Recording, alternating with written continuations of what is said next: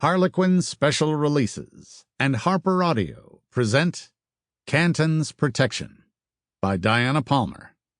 Performed by Todd McLaren. Chapter 1. It was a dark and stormy night.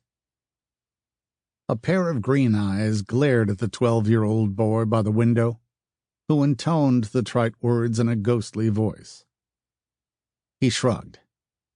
Well, everybody starts a murder mystery that way, Janie, Kurt Curtis told his older sister with a grin. Janine ran restless fingers through her short black hair, muttering at the few words on her computer screen. I don't, she murmured absently. That's why I sell so many of them. Diane Woody, he intoned. best-selling authoress of the famous Diane Woody mystery series. He scowled. Why do you use your pen name for your main character's name? Isn't that redundant? It was the publisher's idea. Could you ask questions later? She mumbled. I'm stuck for a line. I just gave you one, he reminded her, grinning wider.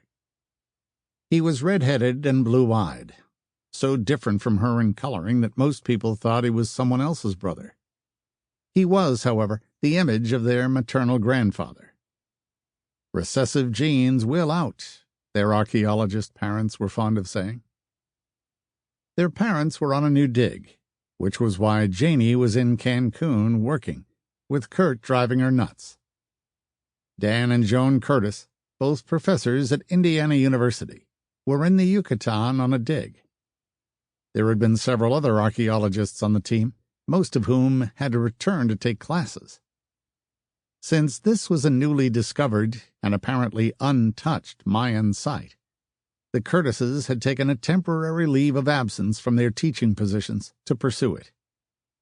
It wasn't feasible to take Kurt, who was just getting over a bad case of tonsillitis, into the jungles. Neither could they leave him in the exclusive boarding school he attended.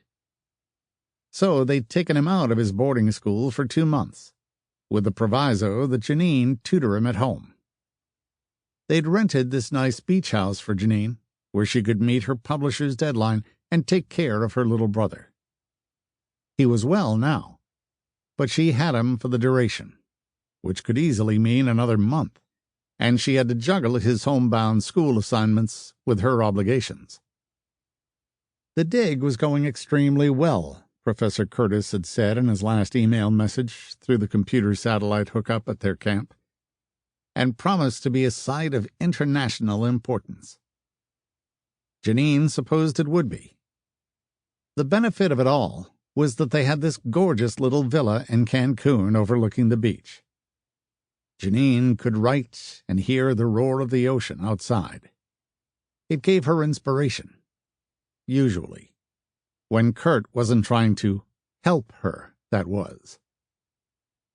She was just slightly nervous, though, because it was September and the tail end of hurricane season, and this had been a year for hurricanes.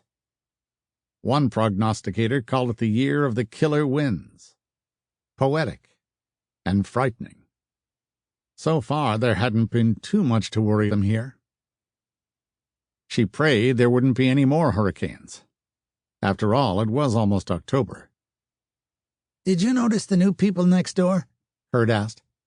There's a tall, sour-looking man and a girl about my age. He's never home, and she sits on their deck just staring at the ocean.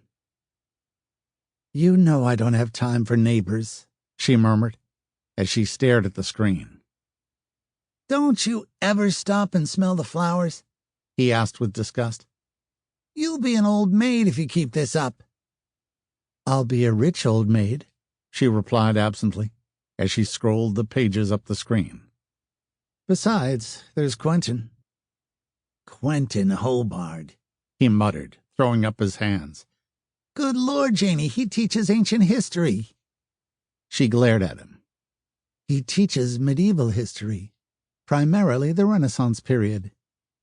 If you'd listen to him once in a while, you might discover that he knows a lot about it. Like I can't wait to revisit the Spanish Inquisition. Sample complete. Ready to continue?